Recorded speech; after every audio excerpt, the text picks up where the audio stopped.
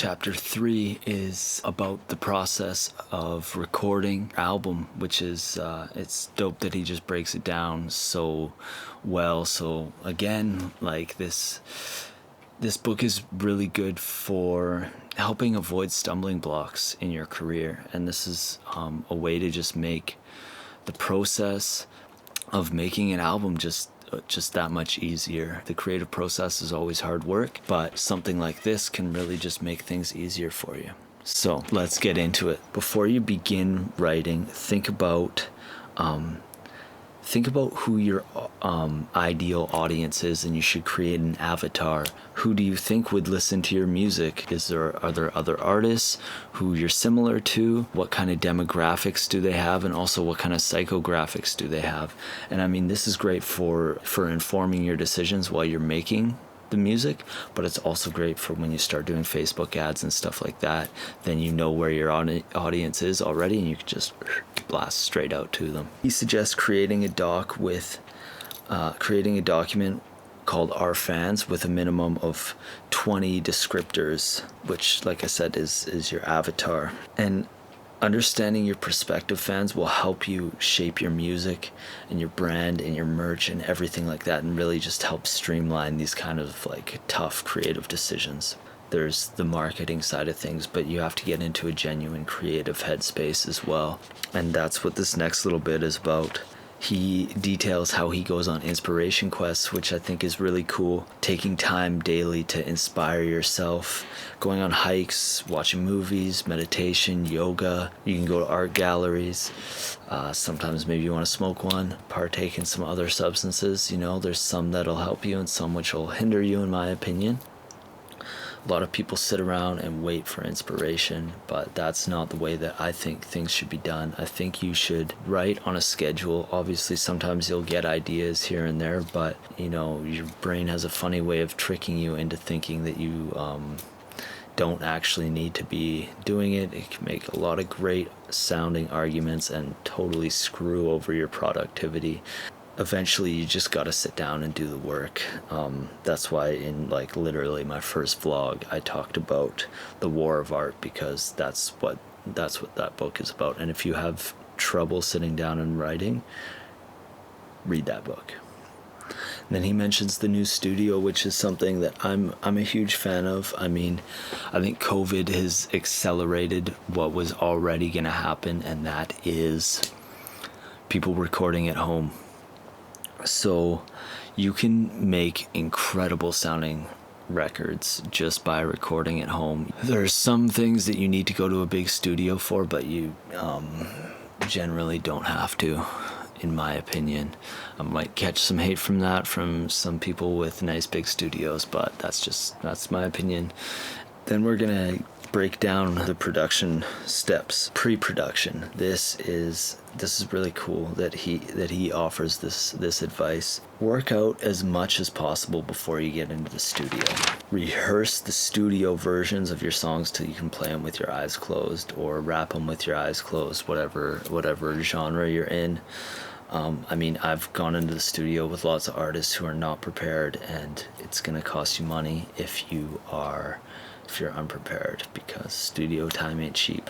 And this is a great idea for recording the scratch tracks. Get the guitar or keyboard player to play the song and record the song to the proper BPM, so you can show up at the studio with a scratch track and say, here's the song, it's at this BPM, and you can just get straight into it. Then he talks about producers, and there's 4 different kinds of producers, and the term producer is thrown around a lot these days. There's the beat maker who he makes beats. They'll make beats, they'll compose entire songs, etc.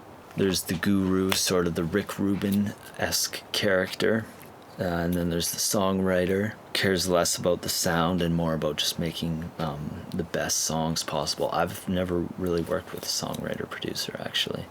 And then the all-in, and that's kind of like beat maker.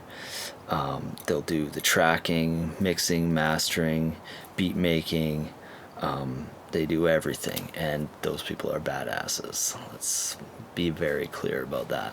This is just a little analogy that kind of that paints a pretty clear picture. The producer is the architect, and the artist is the homeowner.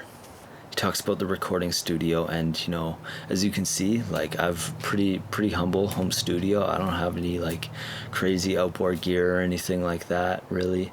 And I really like this section because this is sort of a myth that needs to be dispelled, in my opinion, that you need a lot to make good sounding music. At the end of the day, the final product is the number one priority. And then there's the engineer, the mixing engineer, and the mastering engineer. So mixing, the engineer is the guy who runs the DAW in the recording session.